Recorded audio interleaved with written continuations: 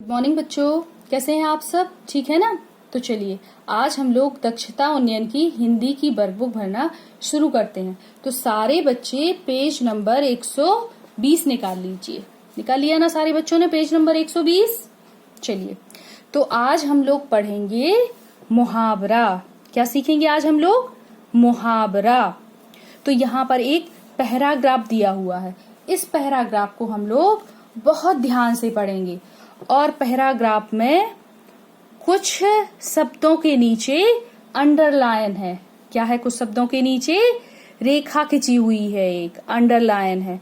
तो इन्हें हम ध्यान से देखेंगे और हम समझेंगे। ओके, तो शुरू करते हैं पढ़ना। एक मैदान में दंगल हो रहा था। दंगल का मतलब होता है कुश्ती। तो एक मैदान में दंगल हो रहा था। लोग टकटकी लगाकर दंगल देख रहे थे। अखाड़े में दो पहलवान ताल ठोक रहे थे। क्या कर रहे थे? ताल ठोक रहे थे। एक पहलवान का नाम कल्लू, दूसरे पहलवान का नाम पलटू था। ताल ठोकने के बाद कल्लू पलटू आपस में भिड़ गए। एकाएक पलटू ने कल्लू को एक पटकनी दे दी। क्या दे दी? पटकनी दे दी। पटकनी खाते ही कल्लू का पसीना छूटने लगा। क्या हुआ? पटकनी खाते ही कल्लू का पसीना छूटने लगा। कल्लू इस बार पलटू को धूल चटाना चाहता था। क्या करना चाहता था कल्लू? कल्लू इस बार पलटू को धूल चटाना चाहता था। वह खड़ा होकर दोबारा से भिड़ गया। दोनों एक दूसरे पर दाव पैंच चला रहे थे। क्या कर रहे थे? दाव पैंच चला रहे थे। कुश्ती देखने वाले चटकारे ले रहे थे। क्या ले रहे थे? चटकारे ले रहे थे। कल्लू किसी भी तरह पलटू को नीचा दिखाने का प्रयास कर रहा था। क्या कर रहा था? नीचा दिखाने का प्रयास कर रहा था। थोड़ी देर बाद पलटू ने ऐसा दाव चला कि कल्लू चारों खाने चित्त हो गया। ओके, तो आपने ये एक पैराग्राफ पढ़ा। इस पैराग्राफ में कुछ विशेष शब्द आपको नजर आए। इन विशेष शब्दों पर अंडरलाइन खिंची हुई है। तो ये ही शब्द क्या होते हैं? हमारे मुहावरे होते हैं, जो एक विशेष अर्थ देते हैं। ठीक है? जैसे यहाँ पर क्या हुआ है? टकटकी लगाकर दंगल देख रहे। तो टकटकी लगाना मतलब होता है ध्यान से देखना। ओके, फिर यहाँ पर है ताल ठोकना। ताल ठोक रहे थे, लिखा हुआ है ना। अखाड़े में दो पहलवान ताल ठोक रहे थे। तो ताल ठोकने का मतलब होता है लड़ने के लिए तैयार होना। ओके, फिर इसके बाद है पसीना छूटना। पसीना छूटने का मतलब होता है घबरा जाना। क्या मतलब होता है? घबरा जाना। फिर इसके बाद है नीचा दिखाना। नीचा दिखाने का मतलब होता है अपमानित करना। ओके, तो इसकी हमें सही जोड़ियां बनाकर यहाँ पर लिखना है। तो चलिए सही जोड़ियां बनाते हैं। ताल ठोकने का अर्थ क्या होता है?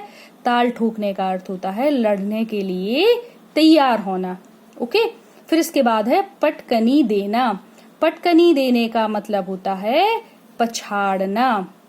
फिर है पसीना छूटना। पसीना छूटने का मतलब होता है घबरा जाना।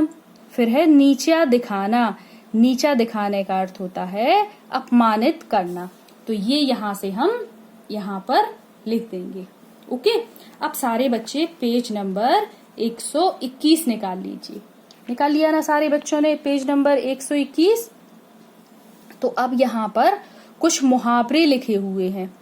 इन मुहावरों के अर्थ हमें यहाँ पर इनके सामने लिखना है। ओके, तो पहला मुहावरा है चटकारे लेना।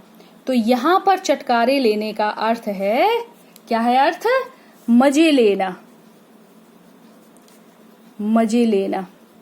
ओके, धूल चटाना। दूसरा क्या है हमारा मुहावरा? धूल चटाना। धूल चटाना का अर्थ होता है हरा देना। ओके, फिर तीसरा है मुहावरा चारों खाने चित्त होना।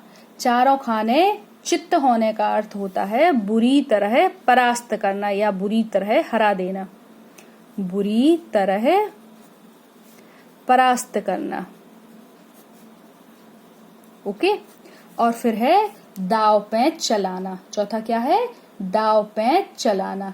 इसका अर्थ होता है कामयाबी पाने के लिए चालाकी पूर्वक लगाई जाने वाली युक्ति। ओके, तो यहाँ लिख देंगे। फिर इसके बाद है आप अपनी पाठ्य पुस्तक में आए हुए मुहावरों को छांटिए और यहाँ लिखिए। आपको अपनी पाठ्य पुस्तक पढ़ना है और उसमें जो मुहावरे आए हुए हों उसे छांटकर यहाँ पर लिखना है। ओके, चलिए मैं कुछ यहाँ पर मुहावरे लिखती हूँ, आप लोग अपनी पाठ्य पुस्तक में से देखकर यहाँ पर मुहावरे लिखना। ओके, जैसे आंख का तारा। आंख का तारा का मतलब क्या होता है?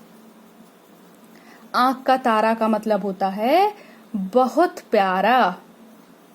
क्या होता है? बहुत प्यारा। ओके, फिर इसके बाद लिख देंगे अंगूठा दिखाना।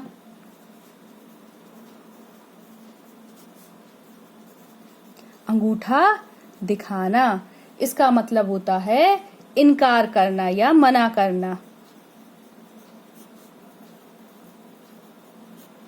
फिर कोई और मुहावरा लिख देंगे यहाँ पर, जैसे अंधे की लकड़ी। इसका मतलब होता है एकमात्र सहारा।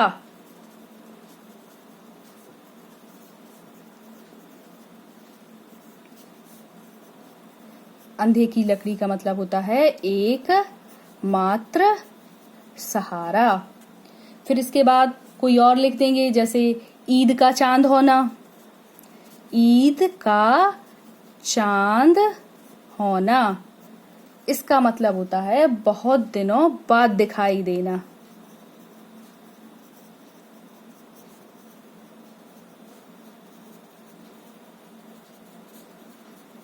क्या होता है? बहुत दिनों बाद दिखाई देना। इसके बाद लिख देंगे अंधे, अकल के अंधे। अक्ल के अंधे।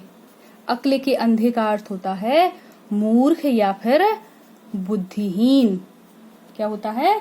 मूर्ख या फिर बुद्धिहीन। यहाँ पर हम कुछ और मुहावरे लिख देंगे। ओके, अब सारे बच्चे पेज नंबर 122 निकाल लीजिए। निकाल लिया ना?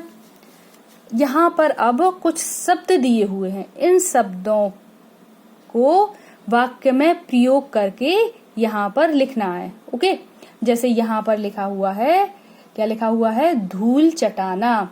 तो धूल चटाने का अर्थ होता है हरा देना। क्या होता है धूल चटाना का अर्थ? हरा देना। जैसे राम ने राकेश को मैच में धूल चटा दी। क्या हो जाएगा? राम ने राकेश को मैच में धूल चटा दी।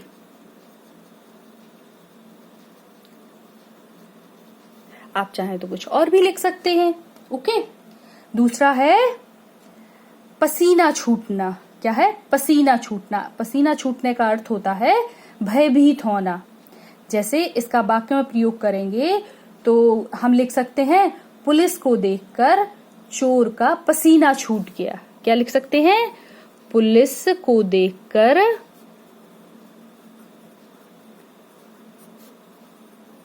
चोर का पसीना छूट गया। क्या? चोरों का पसीना छूट गया।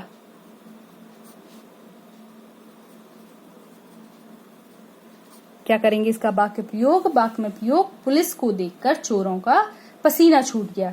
इसी प्रकार नीचा दिखाना। नीचा दिखाने का अर्थ होता है अपमानित करना। ओके, तो इसका हम वाक्य में प्रयोग कर देंगे। फिर इसके बाद है सेखी बघारना। तो सेखी बघारने का अर्थ होता है डींग हाँकना। तो इसमें हम वाक्य में प्रयोग करेंगे कि हम सभी अच्छी तरह जानते हैं कि तुम हमारे सामने सेखी बघार रहे हो या क्यों सेखी बघारते हो। ओके, तो इसी प्रकार हम इन दोनों का यहाँ पर वाक्य में प्रयोग करके लिख देंगे। ठीक है, अब इसके बाद है कुछ यहाँ पर खाली स्थान दिए हुए हैं। इन खाली स्थान में हमें एक शब्द लिखना है यहाँ से देखकर कि किस खाली स्थान में कौन सा शब्द आएगा। ठीक है, तो पहला है प्रदीप को खालिस्तान देख संदीप लड़ने के लिए तैयार हो गया। तो यहाँ पे आ जाएगा ताल ठोकता देख संदीप लड़ने के लिए तैयार हो गया। ओके। दूसरा है इस तरह से खालिस्तान कुछ नहीं होगा। तो इसमें क्या आ जाएगा, सेखी बघाड़ना। इस तरह से सेखी बघाड़ने से कुछ नहीं होगा। यहाँ पर क्या आएगा, सेखी बघाड़ना। ओके।